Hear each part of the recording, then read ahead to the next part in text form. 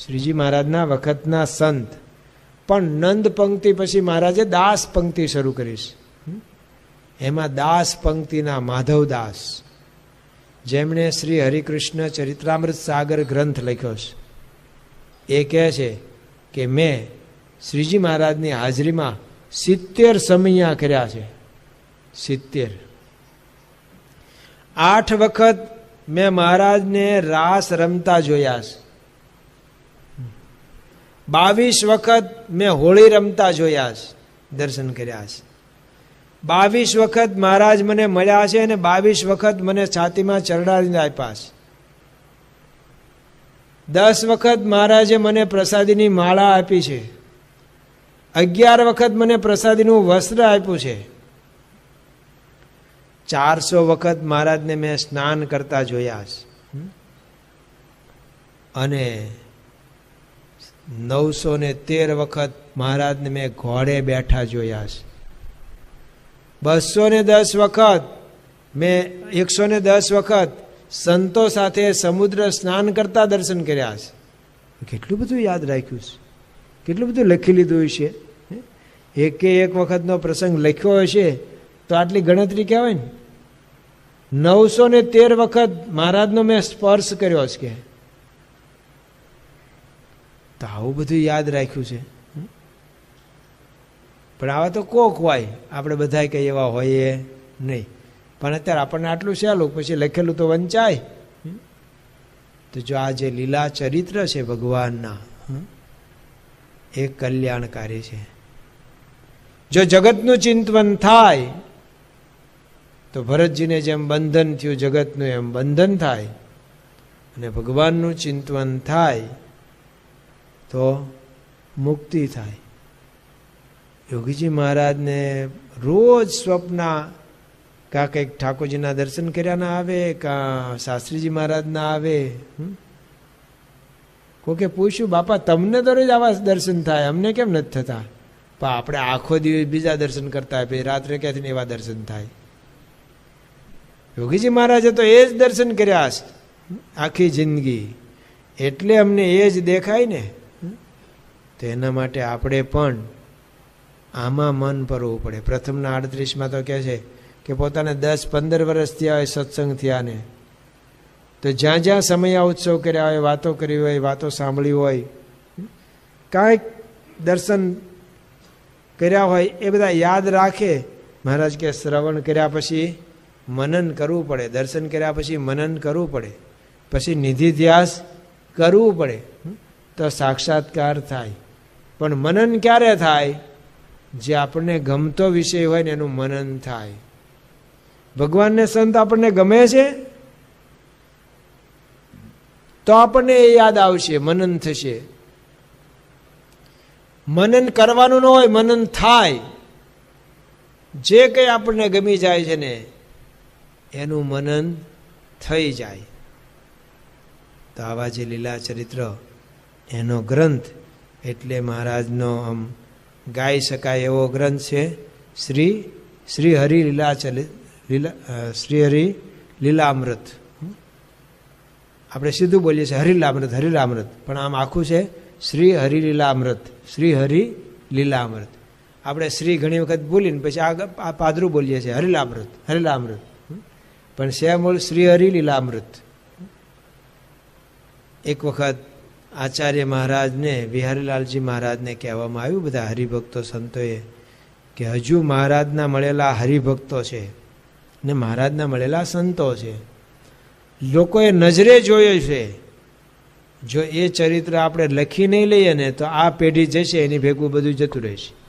જેમ યોગીજી મહારાજનું જીવન ચરિત્ર લખવાનું હર્ષદભાઈ દવેએ બધું મટીરિયલ ભેગું કરી રાખ્યું હતું. કેટલુંક એમના મનમાં હતું, મટીરિયલ આપણને મળ્યું, મનનું તો ગયું. એમને મનમાં હતું કે આ પ્રસંગ તો મને યાદ છે, આ તો લખેલું અત્યારે જેટલું વંચાય એટલું જ આપણી પાસે જીવન ચરિત્ર. કોઈ પણનું જીવન ચરિત્ર કેટલું કે લખાઈ ગયું એટલું. તો બધાએ વિનંતી કરી કે મહારાજ આ તમારું કામ છે. અત્યારે ઘણા ગ્રંથો લખાણેલા છે પણ બધા સંસ્કૃતમાં છે, તો બધાને એમાં સમજાય નહીં. તો જો કાંઈક ગાઈ શકાય એવો ગ્રંથ થાય તો સત્સંગની મોટી સેવા થશે.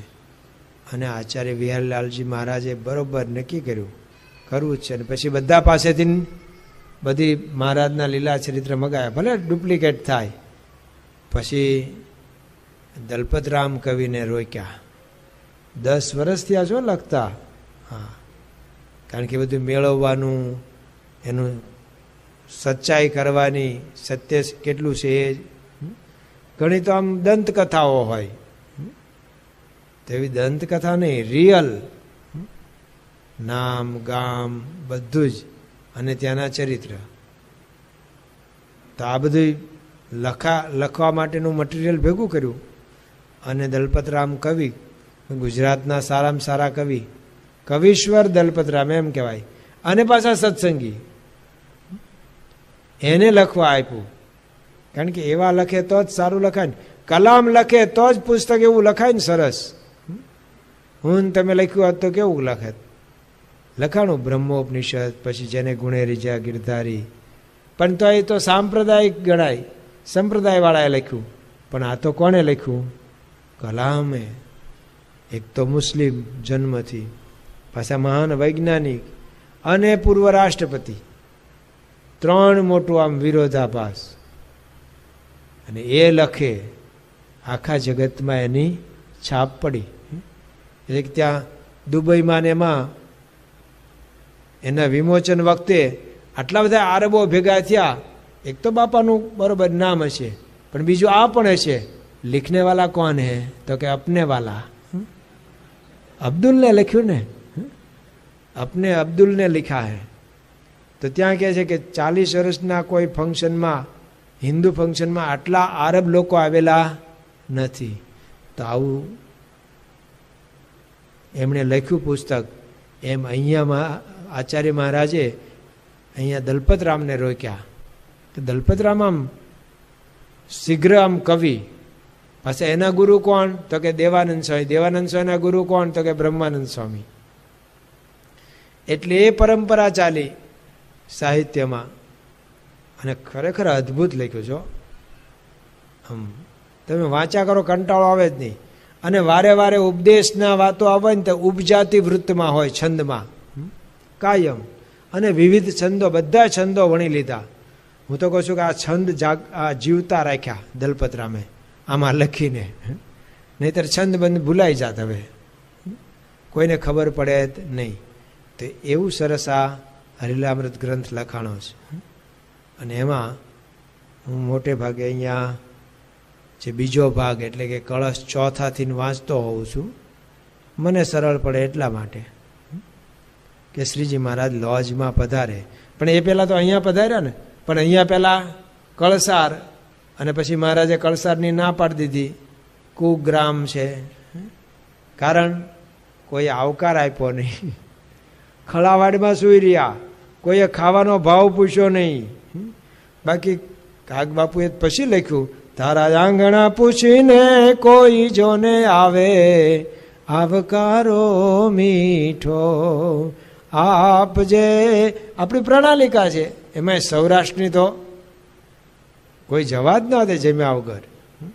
પણ મહારાજ કળસારમાં એમણે પડ્યા રહ્યા, કોઈએ ભાવ જ ન પૂછ્યો જમવાનો, કોઈએ ઉતારાને ન પૂછ્યું. ખળાવાડીમાં રહ્યા, સવારે હાલતા થઈ ગયા. અને અહીંથી પેલા મહેતા પિત્તાંબરભાઈ એ જતા હતા ને વળી એ આમાં મળ્યા હતા. એણે ટોપરું ને ગોળ ને એવું ખાવા આપ્યું. પૂછ્યું ક્યાં જાવ છો આમ શેઠ? કે અમારી દુકાન છે ત્યાં કળસાર. એ કુગ્રામ કહેવાય, અહીંયા ન રહેવાય. હાલો પાછા અહીંયા પાછા લાવ્યા. અહીંયા એમનું પછી ચાલ્યું ને. ભગવાનને તો ભાઈ જ્યાં ચલાવવું હોય ત્યાં ચલાવે. એમના આશીર્વાદ મળે તો રંક હોય તો રાજા થઈ જાય.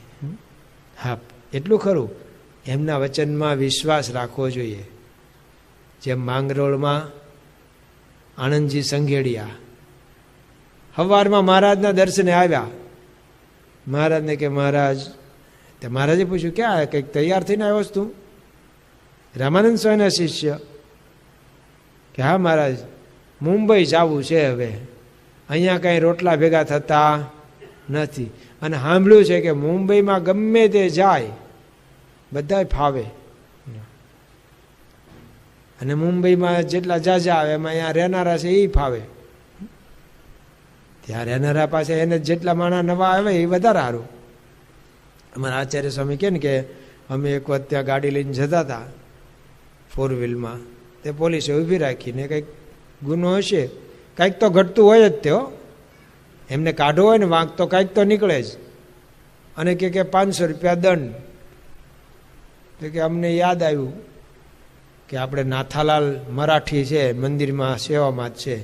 તો કે મેં એને ફોન કર્યો કે નાથાલાલ તું આવ્યું ને કંઈક સમજાય તો કંઈક ઓછું કરે. તે નાથાલાલ આવ્યો એ પાછું એના કોઈક બીજા મરાઠીને લેતો આવ્યો, અને એ આવ્યો નહીં તો મરાઠીમાં વાત કરવા માંડ્યા પોલીસ સાહેબને, અને આવીને એને તો ભેટી જ પડ્યા. અને પછી ઓલા તો કે આપને વાલા હે ને, તો એ કે હવે તું આવ્યો છો એટલે મારે પણ મેં પહોંચ ફાડી નાખી છે, શું કરું? તો પેલો સાથે આવેલો હતો ને એને 500 રૂપિયા આપી જ દીધા. તો આચાર્ય સ્વામી કે મને કંઈક થયું, ક્યારે આપી જ દેવાના હતો તો અત્યાર સુધી સુલ્યાને રાહ જોઈ, 500 કંઈક ઓછું કરાવવાનું હતું. તો પેલો ભાઈ આચાર્ય સ્વામીને એક બાજુ લઈ ગયા, એ કે સ્વામી વાંધો નહીં, તો આ 500 તો રહ્યા. કેમ 500 રહ્યા? એ કે હું ઓલાને ન ભેટ્યો પોલીસને, કે હા ત્યારે એના 1000 કાર્ડ લીધા હતા. એ કે આપણે એ કે 500 તોય આપણે રહ્યા, કે આવું હોય ને ત્યારે તમે તાર મને બોલાવી જ લેજો. તો મુંબઈમાં જેટલા માણસો વધે ને એટલા મુંબઈવાળા ફાવે પાછા. તો કે મહારાજ મુંબઈ જવું છે, આનંદજી સંગેડિયા કે. મહારાજ કે હા, આજે અમે સવારે નાઈને આવતા હતા તો એક સફેદ વસ્ત્રધારી આમ મારા આગળ આગળ હાલતો હતો, મેં એને ટપાર્યો, એટલે કોણ છો? તો એણે કીધું હું આનંદજી સંઘેડિયાનું પ્રારબ્ધ છું. ક્યાં જાય આમ ઉતાવળમાં? કે મુંબઈ. કેમ? કે આનંદજી ત્યાં આવશે તો ત્યાં ખોરી જાર મળતી નથી, તે મારે જેની વ્યવસ્થા કરવી પડશે ને. એટલે મહારાજ શું તમે કહો છો? મહારાજ કહે તો હા, તું મુંબઈ જા ગમે ત્યાં, એ જે તમારા પ્રારબ્ધમાં લખ્યું છે ને ખોરી જાર આવવાની, લંકાની લાડીને ઘોઘાનો અવર એ બનીને જ રહ્યું, એ બનીને જ રહ્યું. આમ તો લંકામાં રાજાને ત્યાં દીકરીનો જન્મ થયો, તે તો સગવડતાવાળા તો બધું જોશ તો જોવરાવે જ. અને જ્યોતિષ છે ને એ ગણિત છે, ખોટું નથી. હા, આપણને નડતા નથી એમ એટલા માટે કે આપણે પુરુષોત્તમ નારાયણના શરણોમાં છીએ, એના ચરણમાં છીએ ને, એટલે આપણને કાંઈ એને ગણતા નથી. જેમ ડીએસપી સાહેબનો છોકરો ગામમાં કંઈક તોફાન કરી આવ્યો તો પોલીસવાળા ઘરે મૂકવા આવે, પાછી સાહેબને સારું લાગે એટલા માટે, એને થોડોક લાફો મારે છે. એમ આપણે પુરુષોત્તમ નારાયણના છીએ એટલે આપણને બીક નથી લાગતી. તો જોશ જોરાયો, ઓલા જોશ જોઈને કીધું કે ભાઈ આમાં તો આવું આવે છે. આપણા ગામમાં એક સોપચને ત્યાં કોઈ બાળકનો જન્મ થયો છે, એની સાથે આના લગ્ન થશે, એટલે આ મારી જ નાખે ને. રાજાની કુંવરી ને ઓલા સોપચ, અત્યારે બીજું બોલાય નહીં, સોપચ શબ્દમાં હજી વાંધો નથી. એટલે કે એને ત્યાં લગ્ન થશે. રાજા કે તારા જ્યોતિષ ખોટું પાડવું. કે સાહેબ એ તમારે જે કરવું હોય, અમારે તો જ્યોતિષ એટલે કે આ તો ગણતરી છે, ગણિત છે, વેદનો અંગ છે, એનું ચેપ્ટર છે જુદું. જ્યોતિષ શાસ્ત્ર એ શાસ્ત્ર છે.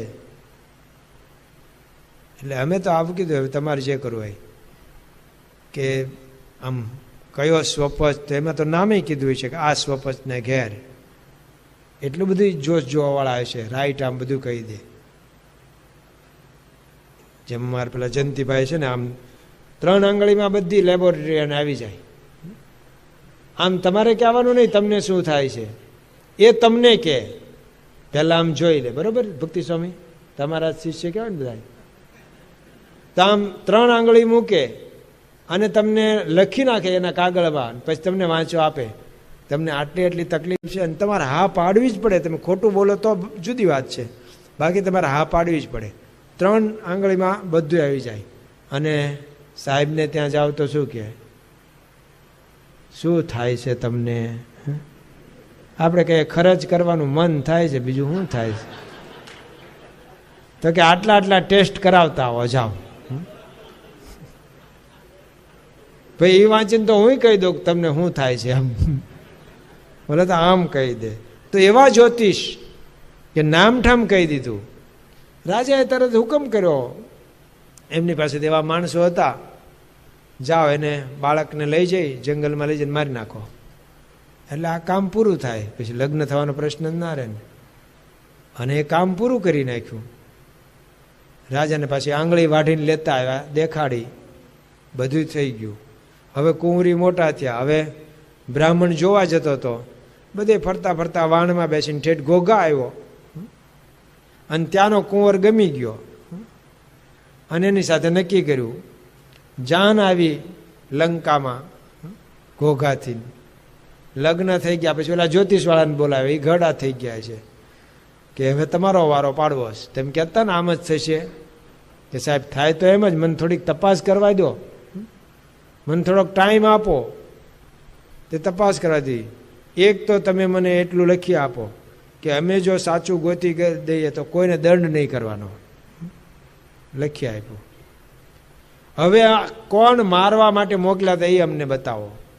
એને ખાનગી એને લખેલું વંચાયું, તમને કંઈ નહીં થાય, તમે સાચું બોલો, તમે એ બાળકને મારી નાખેલો? તો કે ના, અમને દયા આવેલી આવા નાના બાળકને મારવાની. તો તમે શું કર્યું હતું કે મેં એક આંગળી કાપી નાખી હતી, પછી ત્યાં આમ જરા વનસ્પતિને પાટો બાંધી દીધો, તમે બધું કરી નાખ્યું. પછી અમે એક લાકડાની પેટી લઈ ગયા હતા, દરિયામાં મૂકી દીધું, ભગવાન ભરોસે, જે ભગવાન હવે એના રખવાળા. ઠીક, ચાલો, આટલી વાત તાળો મળ્યો.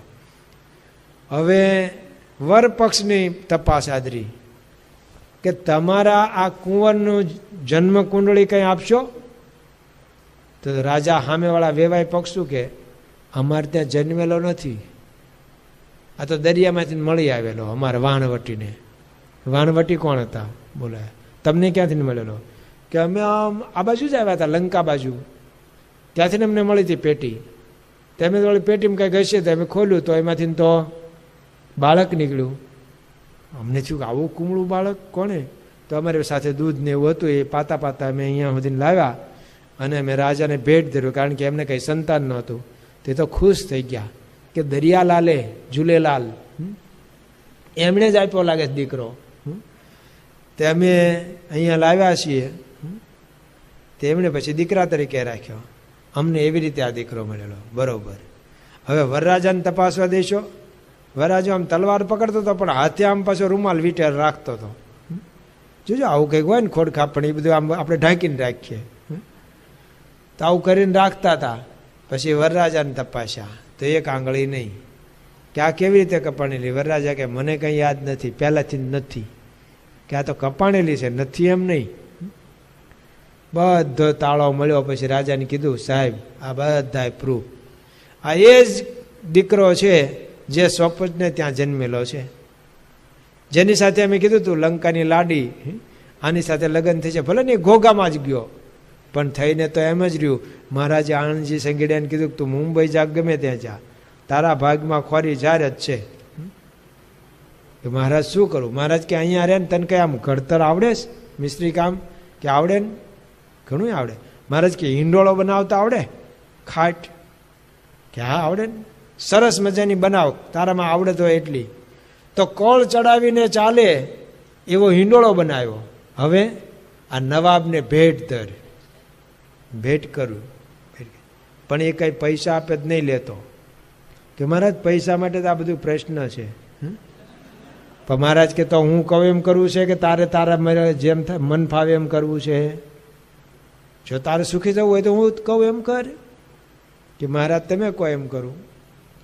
તારે પૈસા નહીં લેવાના, આપે તોય. તો હવે જો જમીન માગવાની ખોડા માટે કરવા માટે, કે ભલે. અને આમ કળવાળો હિંડોળો આપ્યો ને રાજા તો આમ હિંચકે, ઓહો ખુશ થઈ ગયા. કયા ગામ રહ્યો? તમારા ગામમાં જ રહીશ. મારા ગામમાં આવા કારીગર? ખુશ થઈ ગયા નવાબ. બોલો આના બદલામાં શું આપું? સાહેબ પૈસા મારે નથી જોતા, પણ મારે મફત ન લેવાય.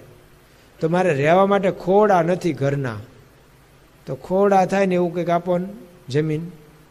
રાજાએ કીધું જાઓ, 100 હાથ બાય 100 હાથ, એટલે કે 150-200 ફૂટ બાય 200 ફૂટ એવું. અને વરસ ચોરસ માપી દો એ કહે ત્યાં. પાછું મહારાજને પૂછેલું મહારાજ કઈ સોસાયટીમાં માગું. હા એ પાછું કંઈક હાઈફાઈ સોસાયટી હોય એમાં મહારાજ કે ઓલા ખંડેર પડ્યા છે એક મકાન, કે ખંડેરમાં સુખી નહીં થયા હોય ત્યારે ખંડેર થયા છે કે નહીં? ખંડેર ક્યારે થયા હોય એ લઈને શું કરવા? મહારાજ કે તો તારે કરવું એમ કર. ના ના મારા પ્લીઝ, આ તો મારાથી પૂછાઈ જાય છે. ખંડેર જે છે ને એ લેવા છે આપણે. ચાલો લીધા. હવે મહારાજ કે રાત્રે રાત્રે પાયા ખોદજે. પછી રાત્રે ખોદશું. હાલો ને હવે તમે કોઈમ જ કરવાનું છે. પહેલાં મહારાજ કે ખાલી વાડ કરી લે એટલે આપણે કબજો થઈ જાય. પછી પાયા ખોદવાનું કર્યું. તે પાયા ખોદતા ખોદતા અંદરથી ચરું નીકળ્યા, ધન નીકળ્યું. તે પાછો સારું મહારાજ પાસે પાછો ગયો કે મહારાજ આ ચરું નીકળ્યા અંદરથી. તો મહારાજ કે એટલે તો ખંડેર કીધા હતા. એ પહેલાં રાજાના જ હતા, સુખી માણસોના હતા. પણ પછી એમણે નવો મહેલ બનાવ્યો અને ત્યાં ગયા હોય. આ પડ્યા પૂરું થઈ ગયું. આપણા મંદિરો જૂના કેટલાક એવા ન થયા. ભાદરોડમાં મંદિર હતું જ તે ને, સ્વામિનારાયણ મંદિર થઈ ગયું. અમારે કોટિયામાં હતું જ મંદિર, અત્યારે હાવ પૂરું થઈ ગયું, કંઈ ન રહ્યું. તો મહારાજ હવે શું કરવાનું? મહારાજ કે એમાંથી 500 રૂપિયા લઈ અને તારા ઘરમાં કોઈ જૂનું વાસણ છે વટલોય કે એવું? કે મહારાજ બધા જૂના જ છે, એના માટે જ મુંબઈ જતો હતો ને. બધા જૂના છે પણ આમ કાટ ખાઈ ગયેલા હોય એવા જૂના લાગવા જોઈએ એવા જ છે બધા, એટલે તો મુંબઈ જવાનું કર્યું હતું. તો હવે એમાં 500 રૂપિયા ભરીને નવાબને ભેટ કરવા જા. ગયા. નવાબે ના પાડી. કીધું કે તમે જે જમીન આપી એમાંથી નીકળ્યું, કે એક વખત તને આપી હવે એ તારું કહેવાય, અમારે ન લેવાય. આટલું ધન નીકળ્યું છે એમ કીધું. ન રાખ્યું મહારાજ પાસે. મહારાજ હવે શું કરવાનું? એટલા રૂપિયાનું સોનુંનું ઘરેણું લે અને નવાબના દીકરાના ડોકમાં, કુંવરના ડોકમાં પહેરાવે. એમ કર્યું. તે બેગમ ખુશ થઈ ગયા. ભાઈ તમે કોણ છો? કે હું એક આમ મિસ્ત્રી છું, અહીં રહું છું, અને મેં એમ એક બાધા લીધેલી કે નવાબના કુંવરને આવું ઘરેણું ચડાવવું. સરસ સરસ. કંઈ કામકાજ હોય તો કહેજો. તે મહારાજ શીખવાડેલું કામકાજમાં આ જ કહેવાનું, પાકો દસ્તાવેજ કરાવી દેવાનો.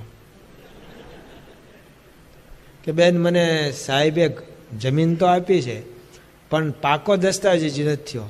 એ કે તો આજ અહીંયા જ રહેજો, અહીંથી ને આગા જતા નહીં. હમણાં જમવા આવે એટલે પહેલો દસ્તાવેજ ને પછી જમવાનું.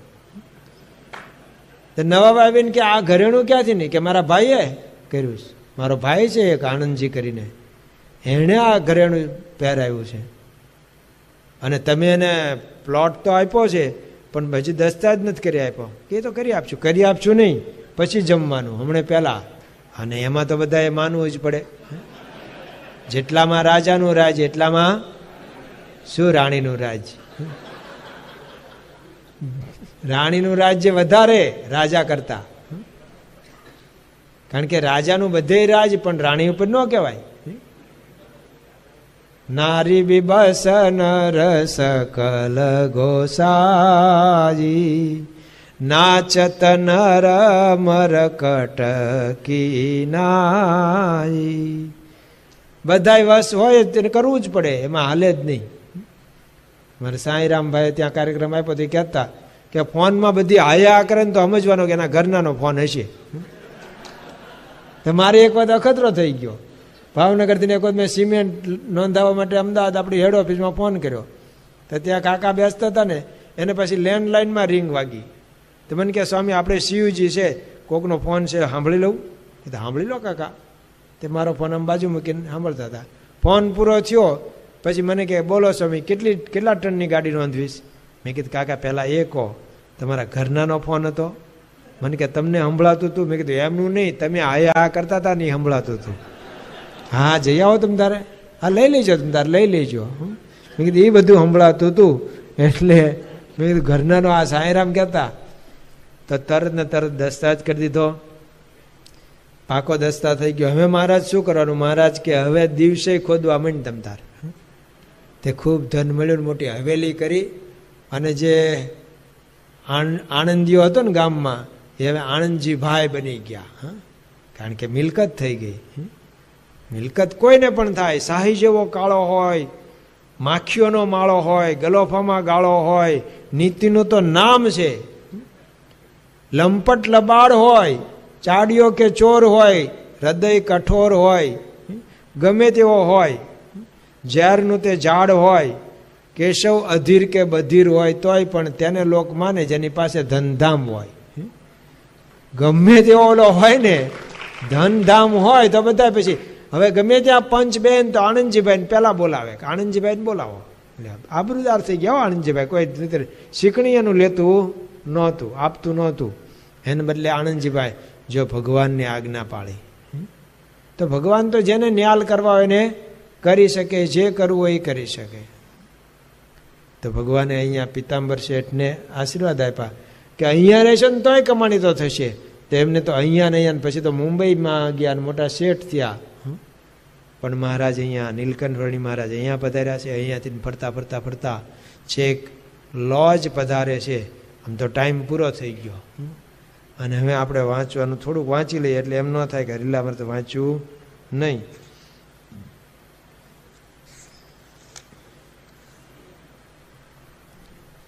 વંદુજે હરિલોજ માહી શીખવી અષ્ટાંગ યોગી કળા, રામાનંદ પ્રતિ સુપત્ર લખ્યો તે પીપલાણે મળ્યા. દેખાડ્યો ગુરુને પ્રતાપ નિજનો ને ત્યાં જ દીક્ષા લીધી, સ્વામીએ ધુર સંપ્રદાય તણી તો જય જેતપુરે દીધી. ગયા સંવત શતક 18 આષાઢાદી 56 મોજાર, હતી શ્રાવણી છઠ અંધારી, પ્રભાતે આવ્યા લોજ મુરારી. ફર્યા 7 વર્ષ 1 માસ, 11 દિવસ વનવાસ. લોજથી દિશા ઉત્તર માય, દીઠી વાવ તથા વડ ત્યાંય. કર્યું વાવ વિશે જય સ્નાન, વડ હેઠે ગયા ભગવાન. ભલી એક શિલા મોટી ભાળી, બેઠા તે પર શ્રી વનમાળી. તો મહારાજ હવે અહીંયા યાત્રા પૂરી કરવાના છે. તો ઘરેથી નીકળ્યા છે એને 7 વર્ષ 1 માસ અને 11 દિવસ થઈ ગયા છે. ઘોર જંગલોમાં ફર્યા, રજવાડાઓમાં રહ્યા, મંદિરોમાં આશ્રમોમાં રહ્યા. અઘરું તો હતું જ. જો વનમાં ફરવું, ભગવાન રામ 14 વર્ષ વનમાં રહ્યા, પણ 3 જણા હતા.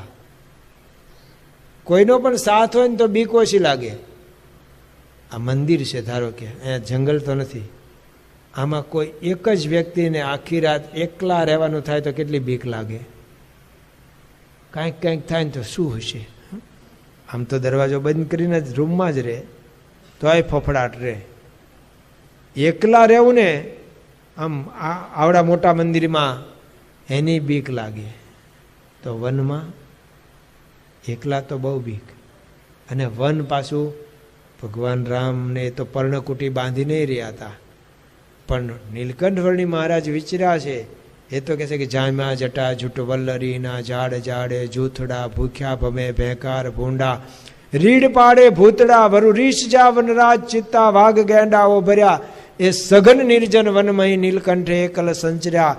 ખળખળ વહે હિમજળ અતળ, તાણે કર્યો ના દળો. વર્ષે મુસળધારે, ગડેડે ગગન ગજવે વાદળો. વળી વીજને ચમકાર, ફાટે આભ ધરણી કંધરા. એ સઘન નિર્જન વનમહી નીલકંઠ એકલ સંચર્યા. આવા હિમાલયમાં પણ એકલા ફર્યા છે, અને એમાં ઉઘાડા પગે અને ઉઘાડા શરીરે. કોઈ જ ખાવા પીવાનું રહેવાનું કે આ કશું જ નેઠો નહીં. હિંસક પ્રાણીઓ, અને હિમાલય તો હિંસક પ્રાણી કરતા અઘરો છે. એકલો બરફ. હમણાં અમારા ભાવનગરથી પેલા અર્જનભાઈ લખાણી કેનેડા ગયો છે. એના દીકરો ત્યાં છે, એને ત્યાં ગયા છે, પણ હવે આમ દિવસો કે આમ આવતું જ રહેવું છો પાછું, કારણ કે ચારે બાજુનો બરફ જ છે, ઘરમાં ને ઘરમાં પુરાઈ રહેવાનું. એ કે આના કરતાં આપણી જેલ હારી. આજે જ મેં સવારે એને યારે આમ ઓલામાં વાત થઈ તે હા જોયું, એની પાછળ બધો નરો બરફ જ હતો. એ કે સારું થોડુંક ઉગાડું થયું હતું ને ત્યાર પાછું આજ પડી ગયો કે. મેં કીધું હા જો છાપરા બધા દેખાય છે મારા બરફના જ. તો હિમાલય હિંસક પ્રાણીમાંથી કોક બચે, પણ હિમાલયમાંથી તો કોઈ ન બચે. એવું જંગલ બધે ફરીને તપ કરીને, એમને એમના માટે કંઈ કરવાનું નહોતું, છતાં એ બધું કરીને આવ્યા છે બધાને શીખવવા કે નરી વાતું નથી કરતા ભાઈ. તપની વાત કરી છે ને કાર્યાણીના 10મા વચનામૃતમાં, તે એમણે નથી કરતા, પોતે કર્યું છે. બધાને તપ કરાવ્યું છે, પણ પહેલાં પોતે કર્યું છે. પહેલાં અગવડતા બધી જ વેઠી લીધી છે, અને પછી પણ અગવડતા વેઠી છે. એક એક ગામમાં કે અહીંયા 32 વખત પધરેલા, અહીંયા 32 વખત પધર્યા, તે એમણે પધાર્યા છે. હમણાં હું ત્યાં કરજીસણ ને વડુડ, ડાંગરવા, લાંગણો જ બધે ગયો તો બધે લખ્યું છે 32 વખત. અહીંયા કમિયાળામાં લખ્યું છે 32 વખત પધાર્યા છે. કેટલું વિચરણ કર્યું છે. પહેલાં તો સોરઠમાં ફર્યા છે મહારાજ, પછીના વર્ષોમાં આ બાજુ ઉત્તર ગુજરાતમાં એમાં ગયા તો આ 32 વખત, મચ્છાઓમાં 32 વખત.